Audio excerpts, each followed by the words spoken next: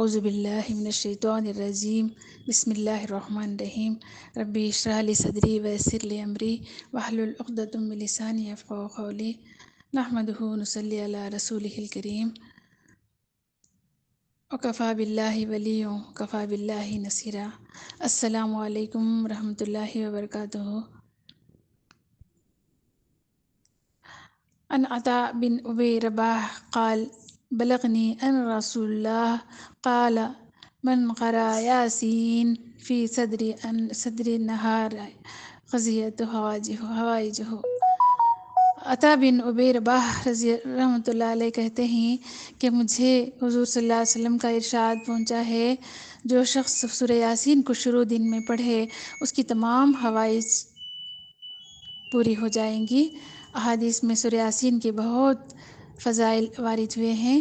ایک روایت میں وارد ہے کہ ہر چیز کے لیے ایک دل ہوتا ہے، ہر چیز کے لیے ایک دل ہوا کرتا ہے۔ قرآن شریف کا دل سورہ یاسین ہے۔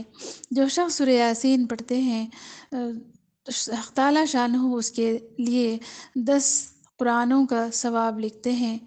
ایک روایت میں آیا ہے، حضور صلی اللہ تعالیٰ فرماتے ہیں، سورہ یاسین کو آسمان و زمین کے پیدا کرنے سے 1000 برس پہلے پڑھا۔ جب فرشتوں نے سنا تو کہنے لگے، خوشحالی ہے اس امت کے لیے جن پر یہ قرآن اتارا جائے گا، خوشحالی ہے ان دلوں کے لیے جو اس کو اٹھائیں گے، یعنی یاد کریں گے، اور خوشحالی ہے ان زبانوں کے لیے جو اس کو تلاوت کریں گے۔ ایک حدیث میں ہے، جو شخص قرآن میں سورہ یاسین کو صرف اللہ کی رضا کے واسطے پڑھتے ہیں، ان کے سب سے پہلے ان کے اگلے پچھلے گناہوں کو معاف فرماتے ہیں۔ اس سورت کو اپنے مردوں پر پڑھا کرو، یعنی کہ تحفہ بھیجا کرو۔ سورہ یاسین کا نام تورات میں معمہ ہے، اپنے پڑھنے والوں کے لیے دنیا اور آخرت کی بھلائیوں پر مشتمل ہے۔ اس سے دنیا اور آخرت کی مصیبت کو دور کرتی ہے، آخرت کے ہول کو دور کرتی ہے۔ اس سورت کا نام رافع خافضہ بھی ہے، یعنی مومنوں کے رتبے بلند کرنے والی اور کافروں کو پست کرنے والی ہے۔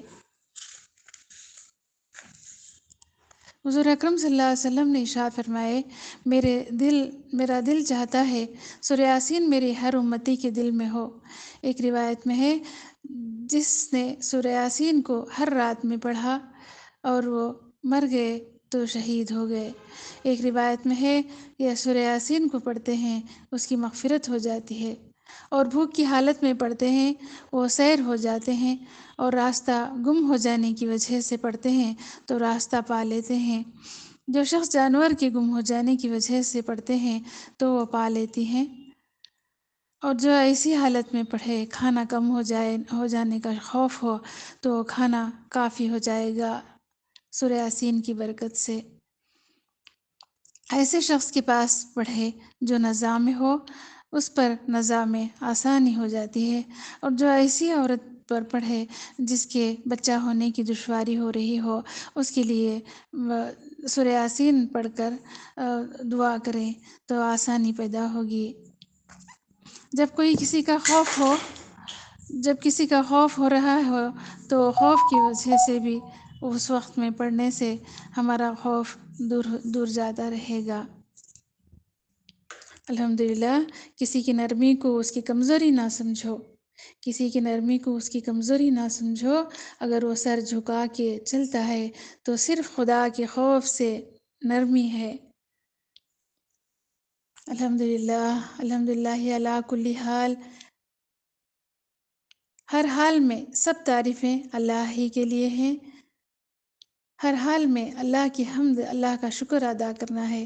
جو بھی ہوتا ہے اللہ کی مرضی سے ہوتا ہے۔ الحمدللہ، ہر کوئی جانتے ہیں ہمیں صحت بنانے کے لیے کیا کیا کرنے کی ضرورت ہے۔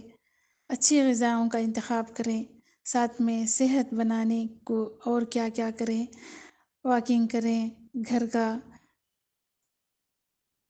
گھر میں کوئی واکنگ پہ جگہ ہے تو واکنگ کریں، ایکسرسائز کریں، کھانے میں خیال رکھیں۔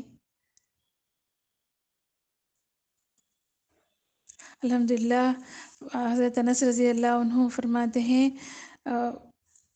بچوں کے پاس سے گزرے تو بچوں کو سلام کیا کریں۔ آپ صلی اللہ علیہ وسلم بھی اسی طرح کیا کرتے تھے۔ سورہ فاتحہ کا سے علاج، رسول اللہ صلی اللہ علیہ وسلم نے فرمایا سورہ فاتحہ ہر مرض کی دوا ہے۔ اگر جسم میں کہیں درد ہو تو درد کی جگہ ہاتھ رکھ کر 7 مرتبہ سورہ فاتحہ پڑھے، انشاءاللہ اس کو آرام ملے گا۔ قرآن میں اللہ تعالیٰ فرماتے ہیں اے ایمان والو تم صبر اور نماز کے ذریعے مدد حاصل کرو، بے شک اللہ تعالیٰ صبر کرنے والوں کے ساتھ ہیں۔ اللہ تبارک تعالیٰ ہمیں کہنے سننے سے زیادہ عمل کی توفیق عطا فرمائے۔ اللہ ہماری ہم بچوں کی پوری امت کی اللہ مغفرت فرمائے۔ اللہم اہدنا سجدنا جميعا اللہم تصرف القلوب صرف قلوبنا على طاعتک اللہم ثبت قلبی علی دینک۔ اللہ ہمارے ایمان پر، ہمارے اسلام پر ہمیں ثابت قدم رکھنا۔ اللہ ہمارے قدم ڈگمگانے سے اللہ حفاظت فرمائے۔ کلمہ طیبہ کو بار بار پڑھتے رہیں گے تو ہمارا ایمان مضبوط اور طاقت ہوگا،